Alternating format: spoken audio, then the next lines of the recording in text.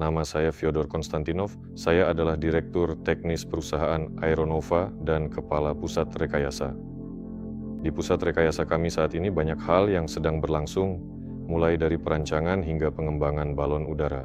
Saat ini kami sedang menguji balon udara kecil Nova Sol 1. Ini adalah salinan dinamis dari balon udara Nova 2. Kami sedang mengujinya sekarang di Voskresensk, melakukan manuver, lepas landas, pendaratan, terbang dengan kecepatan penuh ke depan dan berputar.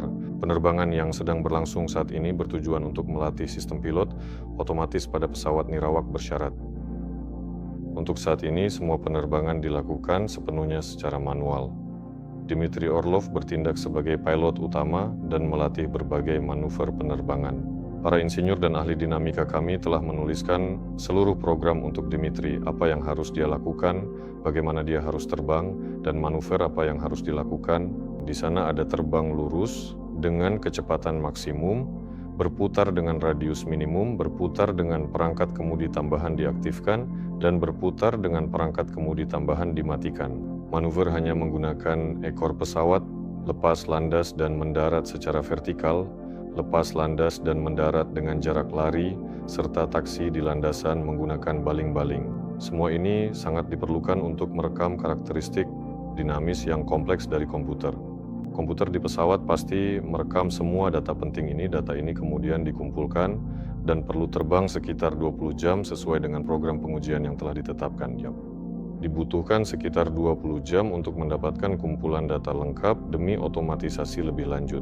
Kami sudah pernah melakukan penerbangan menggunakan sistem otomatis, yaitu ketika bukan operator yang mengendalikan dari panel, melainkan balon udara menerima perintah dari server dan melaksanakan perintah tersebut. Penerbangan tersebut memang cukup terbatas dalam jumlahnya, namun sistem operasionalnya sendiri berfungsi dengan sangat baik dan efisien. Misalnya ketika operator menerbangkan balon udara, ia mematikan panel kontrolnya, mengambil tablet, dan di tablet itu ia cukup menentukan vektor kasar untuk balon udara, lalu balon udara itu mulai bergerak ke arah vektor tersebut. Hal ini menunjukkan bahwa seluruh perangkat lunak, mulai dari tablet, melalui server, hingga perangkat lunak yang terpasang di komputer onboard, semuanya berfungsi. Perangkat lunak yang telah kami kembangkan selama ini secara khusus dirancang untuk benar-benar memudahkan dan mengelola sepenuhnya tanpa memandang jumlah balon udara yang ada, bahkan 100 atau mungkin 1000 sekalipun jumlahnya. Tentu saja tidak nyaman jika hanya satu orang yang mengelola, tetapi operator akan memiliki akses ke setiap perangkat. Operator akan memeriksa semua statistik dari setiap sensor. Apa yang terjadi pada perangkat, berapa suhu baterai, motor, dan sistem penting lainnya. Tekanan yang ada di ruang udara dan gas, suhu lingkungan, serta kecepatan angin yang berhembus, semua hal yang berkaitan dengan kondisi ini dapat diperiksa secara menyeluruh. Selain itu, semua sistem yang relevan juga dapat dikendalikan dengan mudah dan efisien. Dan juga melalui perangkat lunak ini, baik dalam mode semi-manual maupun sepenuhnya otomatis, Anda dapat memilih balon udara, meluncurkannya, memberikan misi penerbangan, cukup dengan menunjukkan titik-titik di peta. Pada titik-titik tersebut, Anda dapat memasukkan data, kecepatan, ketinggian, apa yang harus dilakukan balon udara di titik itu, berputar di atasnya dengan radius tertentu atau mendarat. Jika mendarat, apakah hanya menyentuh atau benar-benar mendarat dan tetap di sana? Titik-titik ini bisa dipindahkan, digabungkan ke dalam kelompok, dan balon udara dapat diluncurkan mengikuti titik-titik tersebut.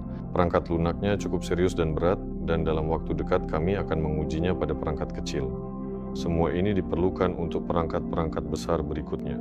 Sistem yang sama akan dipasang pada balon udara berukuran Nova 2, Nova 8. Sistem ini akan terus berkembang secara signifikan, dan kedepannya balon udara kargo besar yang kaku akan dioperasikan sepenuhnya menggunakan program canggih ini. Di pusat rekayasa ada 3 orang yang berdedikasi bekerja pada tugas penting ini. Dima Orlov adalah seorang insinyur sistem utama. Dia bertanggung jawab penuh dalam membuat komputer onboard, semua sistem onboard yang kompleks, perangkat lunak yang dipasang di balon udara, dan juga menulis semua algoritma yang diperlukan untuk mengendalikan balon udara tersebut. Ada juga tim yang terdiri dari 2 programmer, Milad dan Yasha. Mereka membuat perangkat lunak pengendali, seluruh desain tampilannya, serta semua fungsionalitasnya. Dan saat ini kami berada pada tahap penting di mana kami menggabungkan kedua perangkat lunak utama ini, yaitu perangkat lunak onboard dan perangkat lunak eksternal, untuk mengendalikan sistem onboard secara keseluruhan. Kita lihat nanti hasilnya seperti apa. Saya harap akan keren. Yang sangat keren adalah kita berhasil menerbangkan balon udara lagi. Secara keseluruhan semua berjalan lancar, uji coba, perakitan ulang, peluncuran balon udara, dan penerbangan pertama berlangsung sangat mulus. Sebenarnya tidak perlu heran, timnya besar dan sangat profesional. Para insinyur senior kami mengatur semuanya dengan regulasi, norma, dan standar, sehingga sedikit saja melenceng ke kanan atau kiri sudah dianggap tidak sah. Dan karena itulah semuanya berjalan dengan baik. Masih ada sejumlah tugas yang harus dihadapi oleh balon udara Nova 01 yang belum kami mulai. Salah satunya adalah melakukan fluggering di titik tambatan bawah dalam berbagai kondisi cuaca. Kami perlu menguji hal ini secara menyeluruh untuk dapat merancang mekanisme yang lebih efektif pada balon udara yang lebih besar, yaitu Nova 2 dan selanjutnya pada Nova 8. Mulai minggu depan, kami juga akan segera memulai program uji coba penting ini. Kita akan lihat, mungkin ada beberapa hal yang perlu dimodifikasi, dimodernisasi, atau bahkan sepenuhnya diubah, terutama terkait mekanisme tambatan untuk parkir kapal. Secara keseluruhan, ketika kami telah menguji seluruh perangkat lunak, terbang dan melakukan fluk pada titik tambatan bawah, balon udara Nova 01 akan menyelesaikan misinya, tujuan utama ia diciptakan. Namun, balon udara sebesar itu yang berada di udara tetap saja sangat menarik perhatian. Dan memang ada permintaan yang cukup besar untuk balon udara berukuran seperti ini, baik sebagai alat periklanan yang efektif maupun untuk keperluan pemantauan yang lebih cermat. Versi berikutnya pun sudah dirancang yang akan dipasarkan secara komersial. Saat ini sudah dalam tahap produksi, dan sekarang adalah pertengahan musim panas tahun 2025. Menjelang akhir musim panas, kami akan menerbangkannya dan mengadakan demonstrasi untuk calon pelanggan.